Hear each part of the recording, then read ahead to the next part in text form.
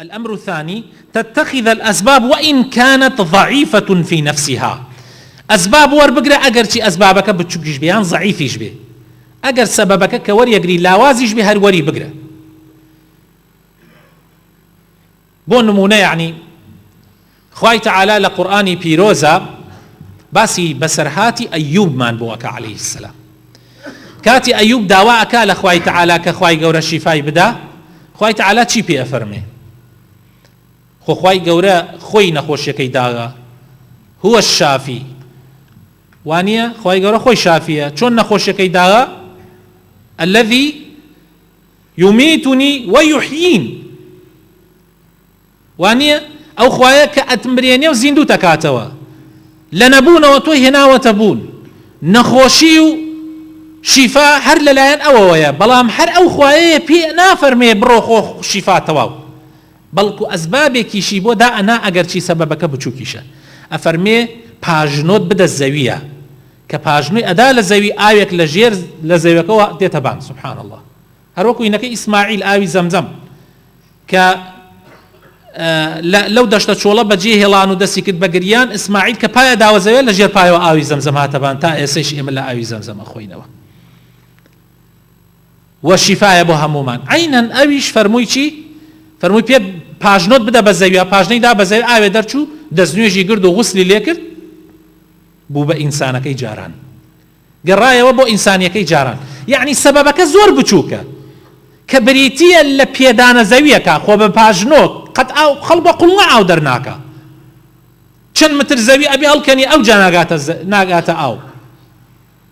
بەڵام بە پاژنۆیە کە بیدەی بە زەویە چەندێ سەبەکە بچووکە ئەیوب نافەرمێ خوایە جا پاژنۆی من چێ بیدەم بە زەویە ئاو دەرکە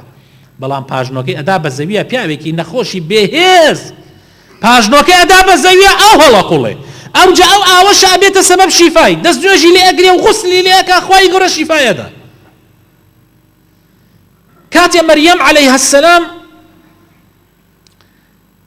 ئەکەوێتە ئەو وەزعەوە کە خۆتان چیرۆکەکەتان بیستووە بەسەر هاتەکەی بۆتان باس کراوە کە خوای تعالی بەبێ پیاو حاملەی ئەکات بە عیسا عەلەیهی السەلام کاتێک ئەگاتە کاتی مناڵبوونی ئەڕاتە ژێر دارخورماکە خوای تعالی ئەفەرمێ کەی گەیشتیتە کاتی مناڵبوونەکەت ئاوا دارخورماکە بجوولێنەوە ئاخر کچێکی زەعیفی 16 ساڵان و 17 ساڵان حاملە و لە ژانی مناڵبوونایە گەرێت چۆن بتوانێت دارخورمایەک بجوولێنێتەوە ئاخر دارخورما ناجوولێتەوە بەڵام خوای تعالی ئەفەرمێ ئاوا دارخورماکە لە پشتەوە بجوولێنەوە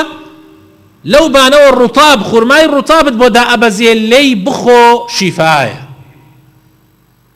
ئیشی خوا وایە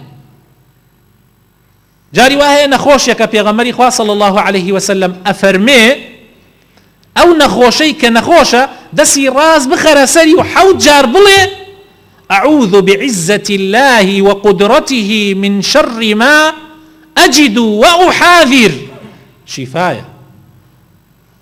100 جار وزياتر أتوانم بلهم 100 جار بو خوم و بو خلقي تريش وتوما وخواي قورا كردوتي شفاء سببك بچوكا وتني چند 7 9 كلميك خو خواي تعالى أتواني وبيعو كلمانش خواي قورا شفاء بدا صحابة كاني في غمر صلى الله عليه وسلم أرونا الشوينيك بو سفريك أتشن لوي لا أدن ديك هي لا أدن ألين توزي كاك زاو أو من بينا ما توزي ميوان داري من بكن شتيك من بني ألين نايدين بيتان برون أوانيش أرون ناچار من لشوينيك لتوزي دوري ديك باري خوان أخن باش ما ويك يكيك لديكو را برا دي بولاين ألي بقينا فريامان رئيس 10 كمان دوو پشک پێوە داوە کوڵاژن دایەوە پێوە شتێکتان پێ فریامان بکەوێ یەکێکیان هەڵ ئەسێ ئەڵێ بەڵێ من شتێکم پێ بەڵام نایدەم پێتان ئێوە میوانداریمانتان نەکرد منیش ئەو شتتان پێ ناڵێم حتاوەکو ئەوەنە مەڕمان پێ نەدەن خۆی ئەو نیەتی ئەوە نەبوو بەوە بەس وەکو هینێک بۆ ئەوان چووکە ئەوان میوانداری ئەمانیان نەکرد ڕەزیل بوون پیسکە بوون أيش الله حرشيت جرك بس بالرئيس عشان كمان نجات ده أشيت 7 جار سورة فاتحة أخوانية سرية شفاء ورقريو طبعا جاكنت 7 جار فاتحة خۆخوای گەورەی ویستی لەسەر بێ بە 6 جاری شەیکە بە 5 جاری شەیکە بە جارێکیش فاتیحاکە ئەیکا بەڵام ئەمە ئەسبابە ئینسان ئەسبابەکان وەربگرێ خوای گەورە ڕەحمی پێەکە